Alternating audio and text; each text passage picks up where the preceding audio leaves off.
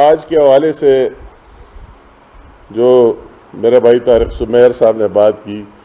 اس کو میں آگے لے کے جانا چاہتا ہوں کہ نواز شریف صاحب اگر وہی دلیری کا فیصلہ نہ کرتے تو آج آپ دیکھ رہے ہیں جو میٹنگ جو کچھ یا ہو رہا ہے اور انڈیا کا یہ سٹانس، تو پھر کیا ہونا تھا؟ ابھی تو کیا سنتاس منصوبہ نہیں مانتے، دوسرے نہیں مانتے، فلاں کرے مگر اب اس ٹائم میں اگر یہ دلیرانہ فیصلہ نہ ہوتا تو آج کیا حشر ہونا تھا۔ تو اسی حوالے سے آج کے حوالے سے میں کہوں گا کہ وہی 28 مئی قریب بھی ہے، 1 مہینہ بعد، اور انشاءاللہ تعالی ہمیں اس کو بھرپور طریقے سے ہر سال اور اس سال پہلے سے زیادہ طاقتور طریقے سے اور زوردار طریقے سے منانا چاہیے کہ جو 28 مئی کو جو ایٹمی دھماکے ہوئے اور پاکستان ایٹمی طاقت بن گیا، تو دوسرے چیزوں سے یہ سب کچھ ممکن نہیں تھا، اس سے ممکن ہوا۔ تو میں نے تو اپنی اس سال کے لیے انشاءاللہ تعالیٰ پلان کیا اور دوسرے پارٹی سے بھی بات کروں گا اور اپنے پارٹی میں بھی کہ ان کو پہلے سے زیادہ طاقتور طریقے سے منایا جائے اور یہ میسج انڈیا اور پوری دنیا کو دی جائے کہ پاکستان اسی طرح نہیں ہے جس طرح آپ سوچ رہے، اور اس دن کو منانے کی اہلیت بھی رکھتا ہے۔ خاص کر کشمیر میں ہم نے کئی پروگرام پلان کیے، میں خود بھی جاؤں گا 28 مئی کو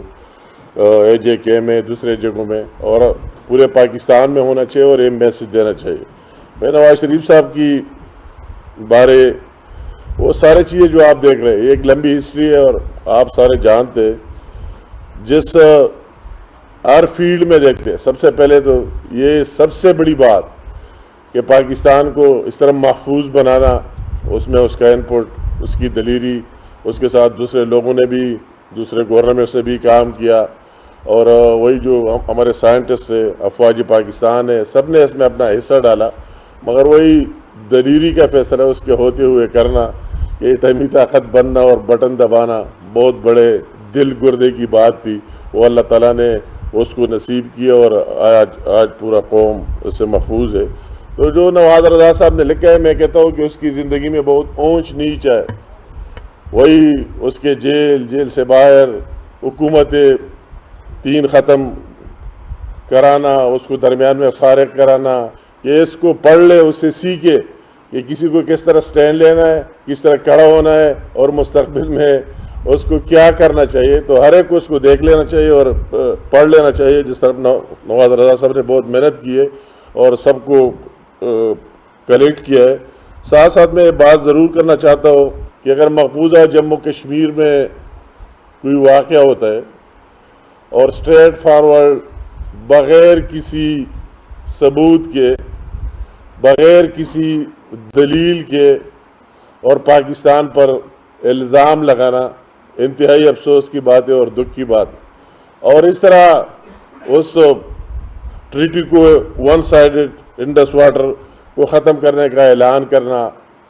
دوسری چیزیں جو آپ نے سارے دیکھ لیے ان کا اعلان کرنا، تو وہی اپنے نالائقیوں کو چھپانے کے لیے اور عوام کو کسی اور چیز میں مصروف رکھنے کے لیے، اور اس کا یہ خیال ہے کہ وہی جو آواز کشمیری بھی اٹھا رہا ہے، میں ان کشمیریوں کو بھی داد دیتا ہوں۔ ہم نے تو دیکھے کوئی 1 سال بھی جیل میں نہیں رہ سکتا، اور ان کی لیڈرشپ اور حریت کی کارکنان سب کو کہ ابھی تک کئی سالوں سے، کتنے سال ہو گئے، کئی کی شہادتیں جیلوں میں ہو گئے، مگر آج تک وہ جیلوں میں بھی ہے، اس کو برداشت بھی کر رہے، اور باہر بھی ان کا دل دھڑکتا ہے پاکستان کے ساتھ، تو اس کو بھی ہم داد دیتے، ان کو سلوٹ سلام پیش کرتے۔ انہوں نے جتنے غیر آئینی اقدامات کیے کشمیر میں، مقبوضہ جموں کشمیر میں، اس نے جتنے اقدامات کیے اس سے اس کو کچھ حاصل نہیں رہا۔ اس کا یہ خیال تھا اس کا آئینی سٹیٹس 370 اور 35 کو ختم کرنا، باہر انڈیا سے لوگوں کو لا کر یہاں آباد کرنا، کیا کیا انہوں نے نہیں کیا، مگر لوگوں کی دل میں آج بھی وہی جذبہ موجود ہے، اور اس کا یہ خیال ہے انڈیا کا کہ ہم یہ دباؤ الزامات پاکستان پر لگانا شروع کریں گے تو پاکستانی بھی اسے بیک کر جائیں گے اور کہیں گے کہ ہم کشمیر کا نام ہی نہیں لیں گے. سوال ہی پیدا نہیں ہوتا. جب تک ایک کشمیری اور ایک پاکستانی ہو تو ایک کاز زندہ رہے گا. جب تک اقوام متحدہ کی ریزولوشن کے تحت ان کے اپنے قراردادیں جو پاس کیے اور کشمیریوں کو حق نہ ملے, ان سے پوچھا نہ جائے اور ان کی مرضی کے مطابق ان کو فیصلے کا موقع نہ دیا جائے, تو یہ ہر ایک پاکستانی کے ذہن میں بھی زندہ رہے گا, آواز بلند کرتا رہے گا, پہلے سے زیادہ زوردار بلند کرتا رہے گا, اور ہر ایک کشمیری بھی انشاءاللہ تعالی بلند کرتا رہے گا.